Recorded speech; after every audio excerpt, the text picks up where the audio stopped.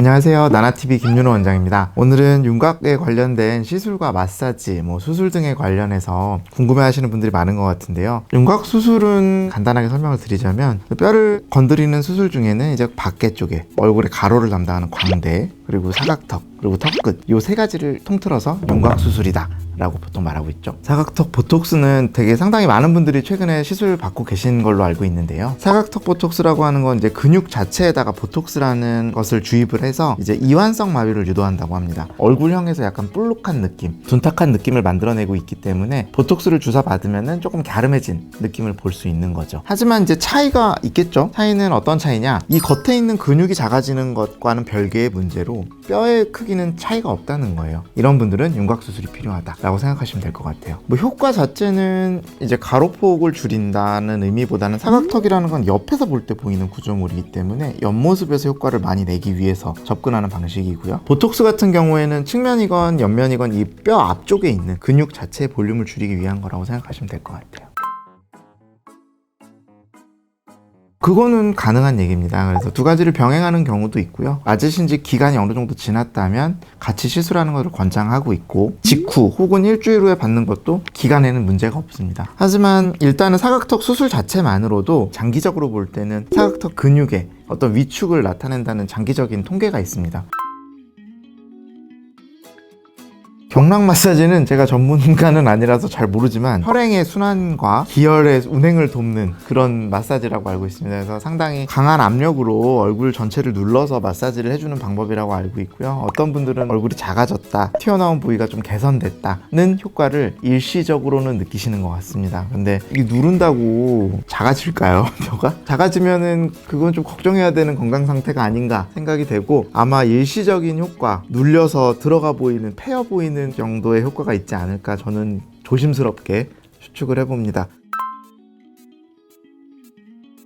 가능은 한데요, 2달 정도는 조심해 주시기를 추천드리고 있어요. 사각턱 같은 경우에는 관련이 없습니다. 사실은 입 안에 상처만 회복이 잘 되고 나면 큰 영향이 없어요. 근데 광대 같은 경우에는 자르고 나서 우리가 새로 고정을 하게 되거든요. 고정한 뼈는 한 달 정도면은 어떤 섬유성 결합으로 뼈가 슬슬 붙기 시작해요. 우리 상처가 나면 살이 붙는 것처럼. 근데 아직까지는 약합니다. 그래서 한 2달까지는 아직까지는 좀 약한 상태라고 보기 때문에 초기에는 조금 자제를 부탁드리고, 장기적으로도 저는 안 했으면 하지만 꼭 하셔야 된다면 2달 정도는 조금 자제를 해주시는 게 좋지 않을까 싶습니다. 작아진다는 본인이 만져보시는 거 정도 거울 봤는데 이렇게 잡아봤을 때 이 근육이 내가 많이 만져지는 것 같다, 이렇게 잡았을 때 지금, 그리고 여기 뼈는 별로 안 만져진다, 그러면 보톡스를 먼저 맞아보는 게 방법이에요. 보톡스는 쉽게 접근도 가능하고 특별히 어떤 다운타임 같은 것들이 적기 때문에 쉽게 시술 받아 보실 수 있고, 가까운 의원에서도 많이 받을 수 있잖아요. 한 달 정도 경과를 보시는데 나 충분하다, 그럼 멈추면 되는 거고, 아니 좀 아쉬운데, 그래도 난 얼굴이 좀 더 개선됐으면 좋겠다, 이젠 뼈가 만져지는 것 같아, 그럼 수술을 고려를 해야죠. 아무래도 보톡스보다는 윤곽 수술은 조금 더 큰 술기이기 때문에 조금 더 조심스럽게 접근하는 게 맞다고 생각합니다. 견고도도 차이가 많이 나시고요. 인종별로도 조금 차이가 있는 걸로 느껴지고, 제가 다양한 분들을 수술해 드리다 보면 뼈는 사실은 이 겉쪽이 있고 안쪽이 있고, 또 안쪽 내측에 또 딱딱한 뼈가 있는데요. 이 껍데기 뼈의 두께의 차이라든지 강성의 차이, 그리고 이 뼈 전체의 두께의 차이도 꽤나 있는 것 같습니다, 개인별로. 근데 그런 거는 이제 CT를 찍어보면은 대략적으로는 예측할 수 있고, 뼈의 크기 자체가 큰 사람, 두꺼운 사람 다 다양한 것 같습니다. 생김새만큼 다양한 것 같아요.